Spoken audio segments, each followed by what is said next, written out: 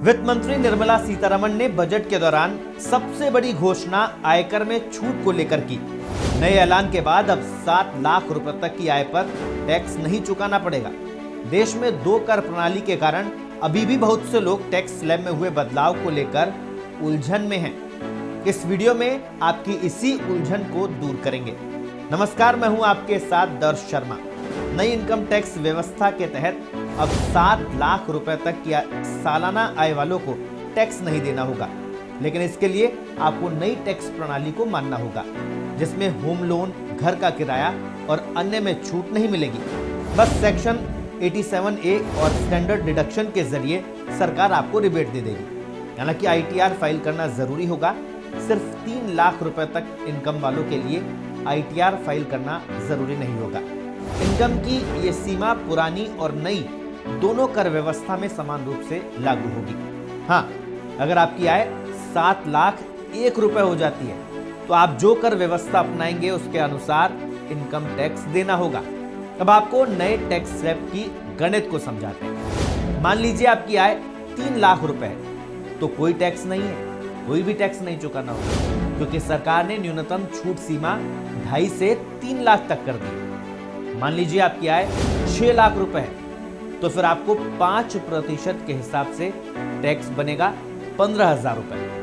अब आप सोच रहे होंगे कि जब 7 लाख रुपए तक की छूट है तो फिर 15,000 किस बात के?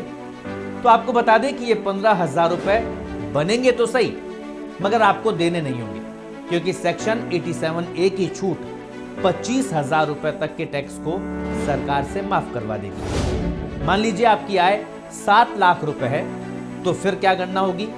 3 से 6 लाख रुपए के स्लैब में 5% के हिसाब से 15,000 रुपए और बचे हुए 1 लाख रुपए पर दूसरी स्लैब के हिसाब से 10% यानी 10,000 रुपए टैक्स बनेगा।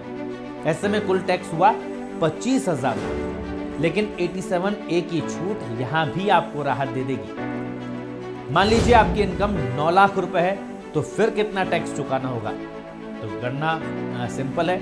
3 से 6 लाख रुपए तक 5% के हिसाब से 15,000 रुपए और बचे हुए 3 लाख के 10% के हिसाब से 30,000 रुपए, कुल हुए 45,000 रुपए। अब आप सोच रहे होंगे कि क्या 87A यहां भी आपकी मदद करेगा? तो आप गलत सोच रहे हैं। यहां आपकी मदद नहीं होगी, क्योंकि यहां वो अधिकतम मदद 25,000 रुपए तक कर सकता है, लेकिन ये मदद वो तभी करेगा जब मदद की जरूरत 25,000 तक की है। अब मान लीजिए कि आपकी कमाई 12 लाख रुपए सालाना है तो फिर 3 से 6 लाख तक 5% के हिसाब से 15,000, 6 से 9 लाख तक 10% के हिसाब से 30,000 रुपए और बाकी 3 लाख यानी 9 से 12 लाख तक 15% टैक्स के हिसाब से 45,000 रुपए, कुल आपको 90,000 रुपए चुकाने होंगे।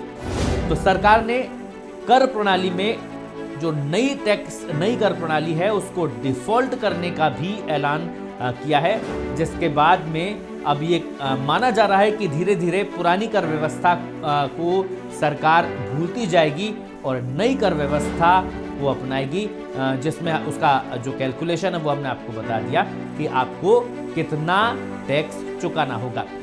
इसी तरह के वीडियो देखने के लिए आप हमारी वेबसाइट पत्रिका.com और social media account YouTube, Facebook पर आप बने रहिए।